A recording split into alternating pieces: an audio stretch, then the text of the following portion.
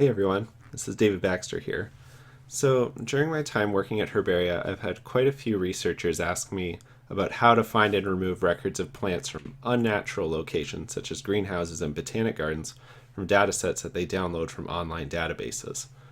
So, in this video, I will show you how to explore and clean a dataset of plant records using a very useful free software application called OpenRefine and export the data to Microsoft Excel or plain text for further analysis. So this nonsense named folder I have here contains a dataset of betula, or birch tree specimen records from Canada that I downloaded from Canadensis. Canadensis is Canada's national repository for biodiversity specimen information. I have a website that allows you to search and explore biodiversity records and download them freely. So within this folder, there are two files. So the occurrence.txt file contains all the specimen records, and this meta.xml file contains links to web pages with definitions of all the data fields. Canadensis uses an international standard of data fields for biodiversity called Darwin Core, named after Charles Darwin, and a folder like this one that contains Darwin Core records and related metadata files is called a Darwin Core Archive. For this tutorial, we will only be using the occurrence.txt file.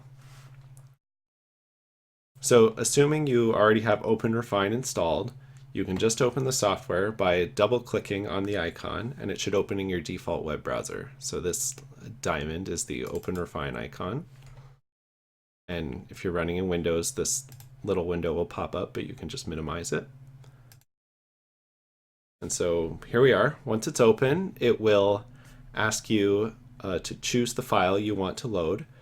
You can do this by clicking choose files, or a quicker way to do it is to just drag the file to it from your Windows Explorer. So if I go over here, click my occurrence.txt and drag it on, you'll see occurrence.txt appears there, and we can just click next. Now, in this screen, we'll get a little preview of what our data looks like. The first few lines, there's a few options that we want to change here.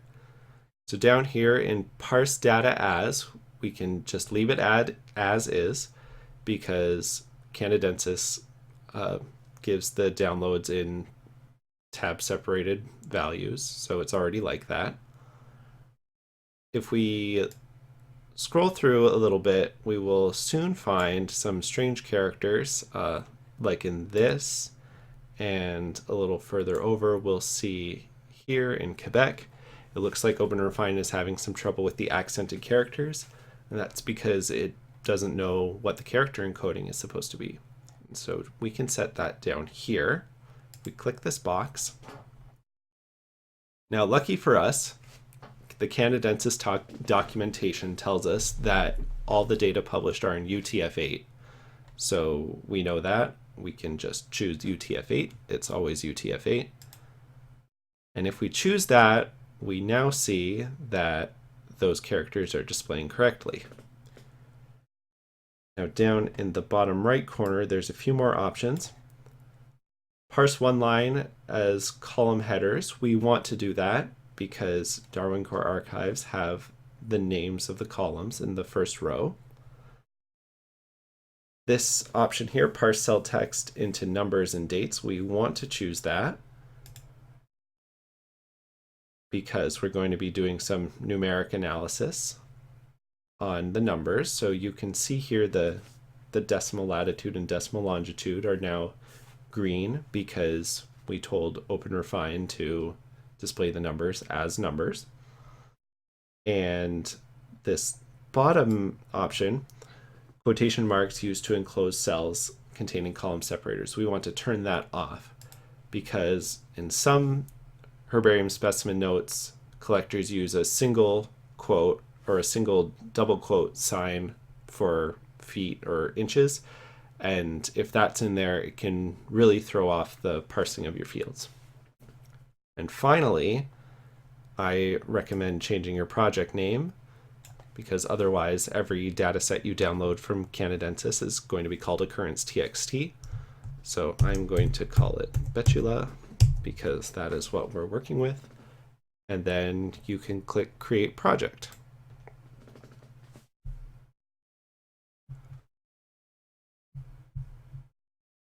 So in Darwin Core, there are a bunch of different data columns which give information about the specimen record.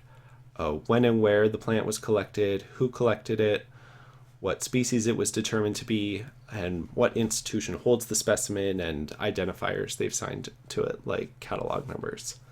Oh, and I'm using a beta version of OpenRefine, so I'm getting this, but I can ignore that. We will only be using a few different fields for this tutorial, but you can always refer to the meta.xml file for more information about fields. So this very first field ID is the ID assigned by Canadensis, and everything else is just in alphabetical order. So OpenRefine may look a lot like an Excel spreadsheet, but it has some important differences. One powerful feature OpenRefine has is the use of facets to explore unique values within a field. So let's look at the facets of the scientific name field, which contains the genus and species name. So that's going to be near the end in the S's.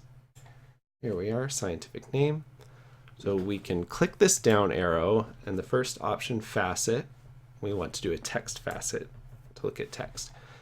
And so here it shows there are 228 different values for scientific name in these 4,400 total records. But if we look here, we'll quickly see that there are some doubles. So these two, Brit and Breton, are referring to the same species, just the authority is written a little differently. And if we scroll down a little bit, we will quickly see more of those. So a good way to handle this is with OpenRefine's cluster feature. So if we click this cluster in the top right, it will open this cluster menu. And so what this will do is use algorithms to find similar strings, and then you can decide whether those strings refer to the same thing. So in these first three options for Betula pumila, var glandulifera, and look at them and decide these all in fact refer to the same species, or in this case variety. So do we want to merge them? Yes, we do. The new cell value, it will assume whatever the value with the most records is what you want, but you can change it if you want. And once you decide all that, you can go down here and click merge selected and recluster. So now that we've done that, we can see that cluster is gone, and in the facet we have 226 choices now instead of 228. Now I'm not going to go through all the clustering in this video. There are different options for clustering, but I'll do them off screen, but we'll find that there are only about 150 different scientific names in this data set. So it's important to do this kind of clustering before doing any type of diversity analysis. You can check out the videos on the OpenRefine website for more details about clustering and how it works. So now that I have the names clustered down to 145 choices, let's look at the coordinates, which is under fields called decimal latitude and decimal longitude. So let's scroll over to the D's. And here they are. So under decimal latitude, instead of doing a text facet, we'll do a numeric facet. When I do this, a different type of facet window comes up. It has this histogram showing the distribution of records for each of these values of latitude. But you'll notice here that there are different kinds of values. It's including the numeric, but also non-numeric and blank values. So blank values we would expect because not every specimen record is going to have geographic coordinates on them yet. But the non-numeric is a little bit strange. So if we want to check those out, we can uncheck the other two boxes. So we're just looking at the non-numeric values. So here under decimal latitude, we see decimal numbers where a comma instead of a period is used for the decimal place. So these are probably in the records from French institutions. And so this is confusing OpenRefine. It doesn't know that those are decimal numbers. To fix this, we'll use another OpenRefine feature called transform. So under the decimal latitude menu, we'll go to edit cells, transform, and here we'll write a little expression to replace commas with periods. If you're not used to writing code or expressions, don't worry, I'll include the code in the video description. And if you keep using OpenRefine like this, you'll get used to writing expressions quicker than you think. So OpenRefine uses an expression language called Google Refine Expression Language, or GREL. We'll just leave that. Now, in this language, the word value refers to the starting value that's in the field. So what we want to do with that is we want to replace something in the value. So we will do value.replace. And then in brackets, we say what we want to replace with what. So the first string we want to replace is the comma. So we have that string we want to replace. Then a second comma just to replace the two strings. And then we want to replace the comma with what? A period. So then in quotes we put period. So this expression is saying for the value in the field we want to replace a comma with a period. And so down here it gives a preview of what that will look like. So we see 53 comma 5 is going to be replaced with 53 period 5. And that's what we want. That's great, looks great. There's some other options, but we don't need to do anything with those, so we can just click OK. And so it says it's made that transformation on 1009 cells. So here it is, it looks good, but it's still black. OpenRefine still thinks it's text. It hasn't changed the type to number, so we'll have to tell it to turn them into numbers. But that's actually very easy. So under the decimal latitude menu again, we'll go Edit Cells, and then under Transform is Common Transforms. Now, there's a few different useful things in this menu, but down at the bottom we're going to use toNumber. That's going to turn all these values into numbers. So when I did that, you'll see that everything disappeared. So the reason that happened is because, remember, in our facet we were only looking at non-numeric values, and we just turned all the numeric values into numbers. So right now it's showing us nothing. So we could change that by, we could reset this facet. That's showing everything again. We could also click the boxes manually, and then it's showing the 4,446 records. So let's scroll back over to decimal latitude. I won't go through it all again in this video, but if you were doing this yourself, you would definitely want to repeat those transformations we just did on decimal latitude on the decimal longitude field as well. So turning all the commas into periods and then turning those into numbers, so it's all consistent when you export it and you want to work with it somewhere else. So now we're ready to explore the species diversity at different latitudes in Canada. So right now our numeric facet is looking at all the records between 42 degrees and 71 degrees. But with this slider, I can actually slide it closed to look at a smaller window. So we want to look at small latitude bands. So I'll move it to just 42 to 44 degrees. Now up here it shows the number of different species or scientific name values that are showing there. You'll notice 105 seems like quite a bit, and that's because in this facet we're showing both numeric and blank values. So right now it's showing anything with a decimal latitude between 42 and 44 degrees, but also all the blank ones. So let's remove the blank ones for now. So now there's only 6 choices of different Betula specimens species collected in 42 to 44 degrees. So keep an eye up there, and we'll see how many different scientific name values there are at the different bands. So 43 to 45, there we see 15, 26, 35, 33, 31, well, 56, 54, 39, 34, and you'll see it goes down from there. So we saw that interesting spike around 49 degrees, and that's because just north of 49 degrees latitude is the University of British Columbia Botanical Garden, which has a diverse collection of birch tree specimens, probably including some exotics. Obviously, if we want to study the natural distribution of birch trees, we'd want to exclude the UBC Botanical Garden's living collections and any other cultivated plants. So for the last part of the video, I'll show you which Darwin Core fields to look in for cultivatedness and some useful terms for finding and excluding those records. So before we start searching for and excluding records, let's remove these facets to make sure that we're working on the whole data set and not just these 448 records we have right now. So if we close these, see we're now working with all the rows.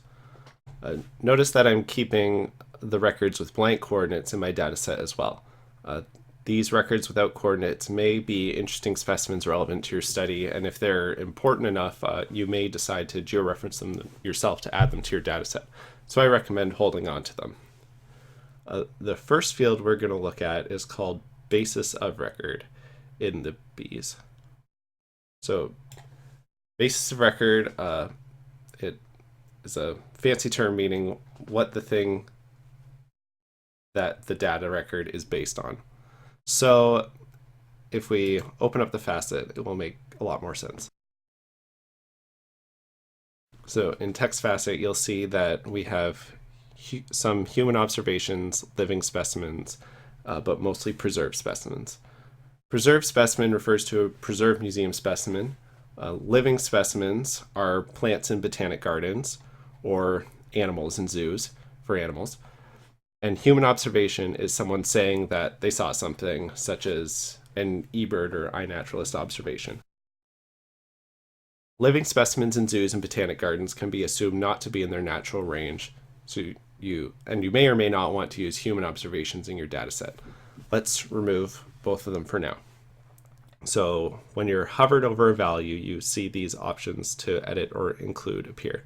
So if we include human observation and include living specimen, so you'll see we're now working with those 125 rows. And so if we scroll all the way over to the left, there's this menu called All for things to work on the whole rows. So under Edit Rows, there's options to add stars or flags to the rows just to mark them for your own use, to keep track of them. But we're going to use this option called Remove All Matching Rows. And so like before, it's now showing 0 because we just removed all those things. But we can restore things by going to the facet. We can click exclude on these values or just reset the facet. We're back here. So now we're done with basisOfRecord. We can close that one. The next field, which is under the E's, is establishmentMeans. Again, this is another Darwin Core field with kind of a long fancy name. EstablishmentMeans means how did that organism establish itself there? So this is the Darwin Core field that was made so people could explicitly indicate if specimens were collected from a cultivated organism, like a herbarium specimen made from a tree growing in a botanic garden. So if we do the text facet on establishmentMeans, we'll see people don't use this field very often. Still, we show these 4 records are indeed cultivated, so we can include them and then go all the way over to the left. And then under the All menu, Edit Rows, Remove All Matching Rows. And then before I was saying you could either click Exclude or Reset. We could also just close the facet and it brings everything back. So the next field we'll want to look in is locality. Locality can often tell us, whether the thing was collected from a garden or a park or someone's backyard. So let's go over to the L's. Here's locality, and we'll do a text facet for locality.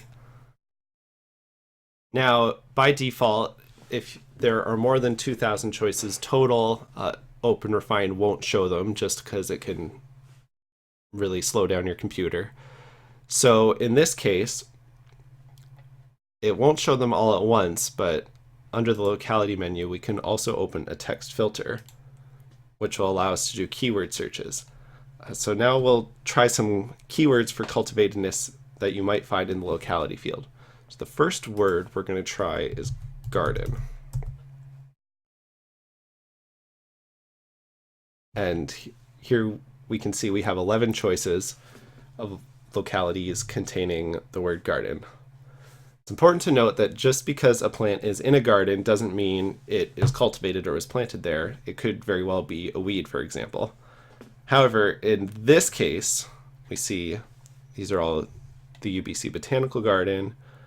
It's safe to assume that if there's a birch tree growing in the UBC Botanic Garden, it was planted there and it's there on purpose. So we don't need to click include on all 11 of these. Since we're already looking at all 25 of the matching rows from the text filter on garden. So we can just go again to the left and under the all menu, remove all matching rows.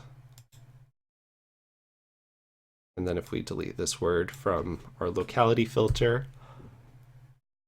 we're looking at everything again. Some other useful words for searching for cultivated plants in the locality are botanic, like in a botanic garden. So we have nothing there. Cultivated, nothing there. Planted, nothing. And greenhouse. In this case, no birch trees going in a greenhouse, but that's okay, that makes sense.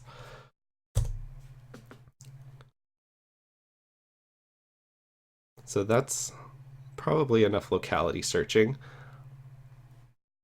Sometimes this information can also be recorded in the habitat field. I'll close my locality filter. We'll go over to habitat. So let's do a text facet on habitat, and a text filter. We can keep the locality facet open also, so in case we want to look at the localities that come up, but we'll make it a little smaller so we can fit everything. Oh, I see, I did the wrong text filter.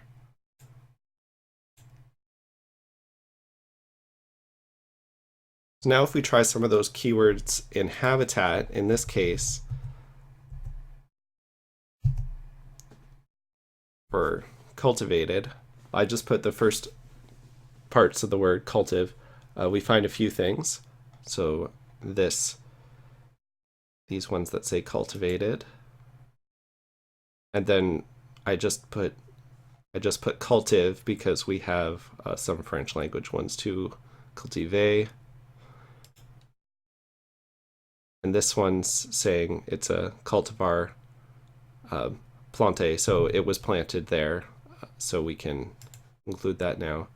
So now the 12 records with these 4 values are all matching, and we'll go over to the left and use the all menu to remove those. And then we can reset this filter. I won't do any more with habitat right now, but we can close those. There's also a field called occurrenceRemarks, which is O, and this is kind of a general notes field. This is where a lot of notes end up. So I'm going to do the text facet and a text filter. And so one other term I'm going to try here is the phrase exhort. And here we see 10 choices have come up. So ex-hort is a Latin phrase meaning from cultivation. This phrase is sometimes found on old herbarium labels and often ends up in the occurrenceRemarks field in Darwin Core. So these 22 records, we'll remove them all. We'll go again all the way to the left. Remove all matching rows. We'll close occurrenceRemarks. And finally, one last long shot field is called dynamicProperties. I'll find it over in the D's. So dynamicProperties is kind of a catch-all field for, I call it fields in your database that aren't in Darwin Core, but you want it to publish online anyway. It's worth taking a look at.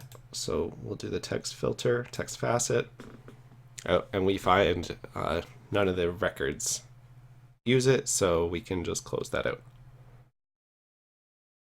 And there you have it. So we cleaned up and clustered the scientific names and standardized the format of the coordinates, and we removed almost 200 records that were clearly from cultivation and not naturally occurring birch trees. So you can continue exploring and cleaning in OpenRefine to your heart's content, but once you're satisfied, you can go into the top right corner under export, and here you can export as a tab separated file, an Excel file, or whatever other format you prefer to use. So thank you very much, everybody, for watching. I hope this was helpful, or at least gave you some useful ideas about working with biodiversity data in OpenRefine. Cheers.